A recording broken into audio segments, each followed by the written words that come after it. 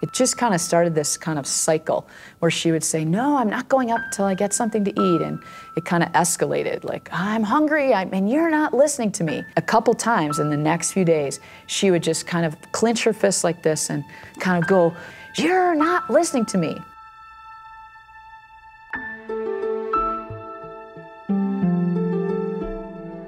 So I think the first thing that you need to know is that in my home with my mom, there was a ton of tension. We didn't relate very well, and she was 46 when I was born, and so I think she was ready for grandkids and not another baby. And so here I come along, and I'm really talkative and energetic, and I don't think she sometimes knew what to do with me. But her method of controlling me kind of was to pull my arm really hard like that, and that's how she got a control of me. I was sitting one day with a friend, and she kind of tried to extend a compliment to me by saying, wow, as I think about the stories that you tell about your mom and how she raised you and you guys and how you're trying to raise your daughter, it just seems like you're the opposite of your mom.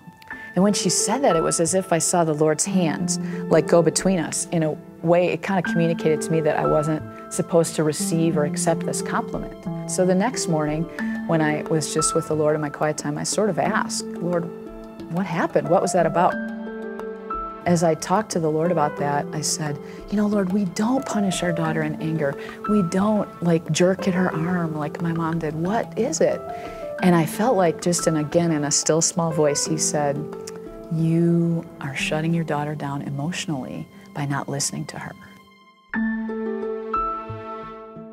And then the Lord brought to mind two specific sentences that I had said over like the last 6 months. One related to this time when Rebecca asked me, she's 7, right? And she asked me, never had piano lessons. She asked, could I give you a piano lesson, Mommy? And I was like, I don't have any interest in the piano. I don't think, you know, I want a piano lesson, honey. I was so stunned when the Lord brought that to mind. But he said, you shut her down emotionally when you told her you didn't want to have a piano lesson with her.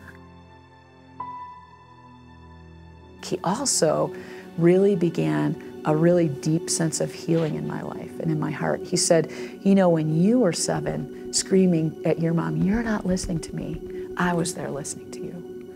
And I was there with you, and even though your mom wasn't able to listen. And what happened in my life was that anger that happened at 7 escalated well into my 30s.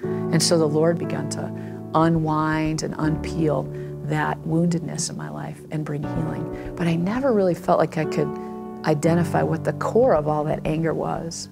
And that morning as I sat with the Lord, I felt like he said, this is it.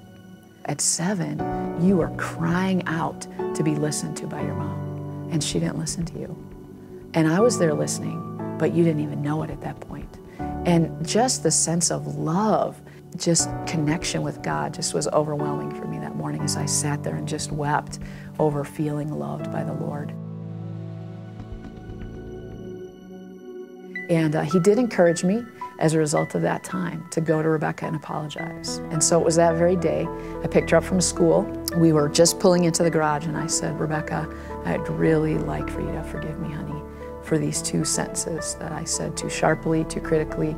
I really would like you to give me another try. Would you give me a piano lesson? And so we walked into the house and she didn't say anything. She was just stunned and shocked. She didn't know what to say. I think she must have been like, I can't believe you remember. Like, how did you remember that 6 months ago or 4 months ago that you said that? And so she walked into the house and she went right to the piano.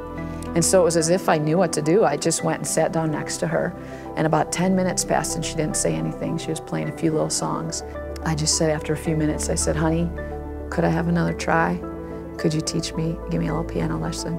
And she said, she thought for a minute or two and she finally said, well, you can't get a piano lesson from that chair.